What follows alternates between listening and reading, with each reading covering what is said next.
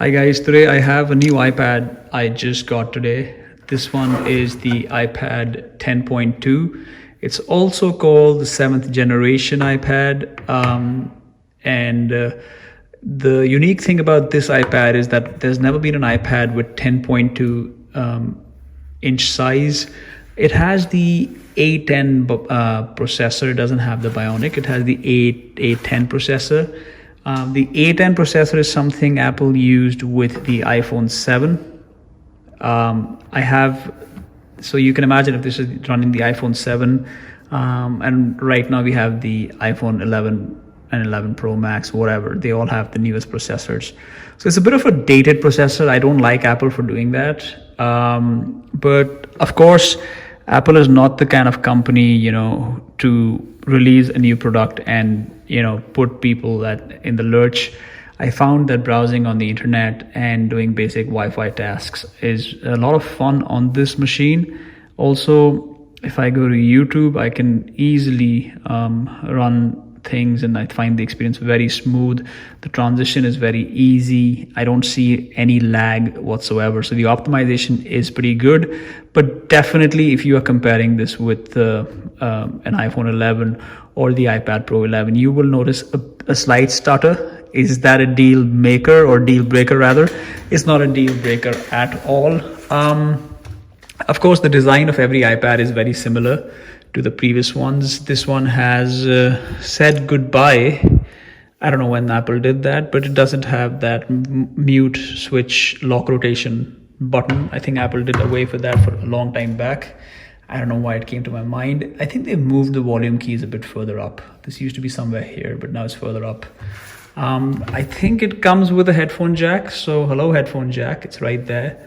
The good thing about this is I don't think it weighs a lot. I'll include how much it weighs in the description, so you can read that. The camera is obviously there's a front and back camera. This is running the newest iOS, which is 13.3. As you can see, I don't know. I think my phone is making the camera look much better than it actually is. I think the screen image is actually quite grainy.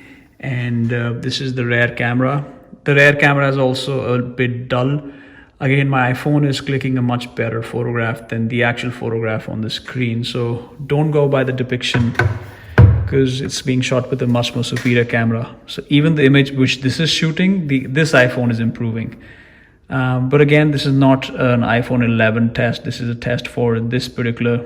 These were shot on my iPhone. They were not shot on this device.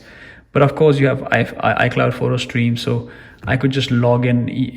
The most amazing thing about setting up this iPad, by the way, this is not an in-depth review. This is a first look. When I was setting this up, I had my iPhone right next to it today, and my iPhone simply asked if I want to set up this iPad, and it did something. It took about 10 minutes, and all this device did was ask me for the 6-digit passcode for my iPhone, and that was it, man. It did everything else on its own. What that means is that my iCloud was set up. I don't have to punch in any passwords whatsoever.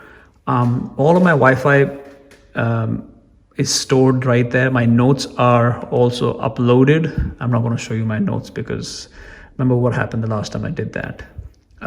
This is running the newest iOS 13.3. I must say it seems very different than the previous iPad OSs. This one seems more desktop-y, like it's more and becoming more like Mac OS, which is why this also has a transition feature, which means if I have a MacBook, I can actually, use both screens together. Some kind of continuation. I'm forgetting what the software is called. All in all, this is available right now, guys, for 30,000 rupees. And I think for 30,000 rupees so far, it seems like a pretty good deal because you're getting a decent camera, a decent enough camera. I'm sure when you go outside, the camera will do wonders with natural daylight, which our country has galore of. Besides that, I think it's a decent form factor, a good screen for viewing any kind of content, a decent battery. iPads always last 10 hours. You can quote me on that. They always last 10 hours. One demerit is that it doesn't have the USB-C port yet. It's running on the lighting port. So, but I'm sure you have at least two cables underneath your sofa hidden somewhere in your house, which are Apple Lightning keyboard cables. Apart from that, I find that the display is a bit dodgy. I think the brightness is quite less. Imagine this is full brightness. Now don't tell me it's because of the wallpaper. I'm sure the wallpaper has something to do with it. But when you're reading text and all that, I feel it looks a bit dullish. Let's see if this has true tone. Obviously it doesn't have true tone. I already know the answer to that. I switched on night shift because it's after 7 p.m. It's 8 p.m. here right now where I am. And there you have it. So just based on first impressions, I definitely think this is worth the price you're paying, because you'll be able to read on this, and there are so many options that Apple has nowadays with iOS. You can get access to all the Apple apps. The keyboard options, of course, you can use the the keyboard on the notepad, which is decent enough. But this is not for typing. Ideally, you want to get an external keyboard and use that if you really have to type on this. You can use an Apple Pencil with this. You have the 3-pin proprietary Apple expansion slot. This can be used with other keyboards. The processor is iPhone 7's A10 processor. Again, I don't know, to my naked mind, it seems like a bit of a downgrade. But for whatever you throw at it, I'm pretty sure it'll be able to do that. No one's going to be really editing videos on this. You'll just be using it all the time for your media consumption and reading and browsing and probably syncing up the music sometimes. I'm going to just display, I'm just going to show you what it sounds like. Give me a moment.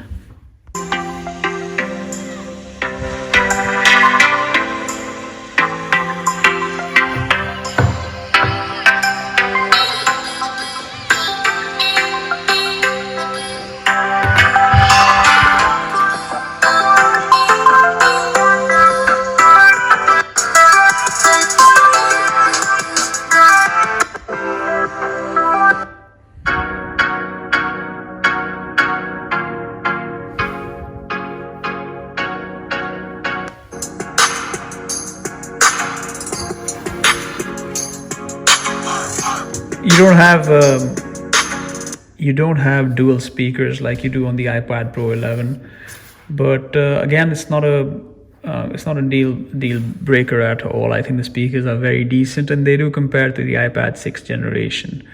Now, definitely the screen suffers when you compare it with the Liquid Retina display on the iPad Pro 11. It does look a bit dated, but that's not a deal breaker at all. I'm sure it's my day 1 of using this. By day 7, I don't think I'll be like, oh my God, can somebody just upgrade the screen on this? Or I need to watch the, videos on my, how do you say it? For example, I have, if you're watching Netflix on this, I don't think you're going to see much of a difference. One reason I don't like the screen is I find that it's very, very reflective in low light. So imagine if you're in a room with a little dim light in the corner and you're holding this at 3 feet distance.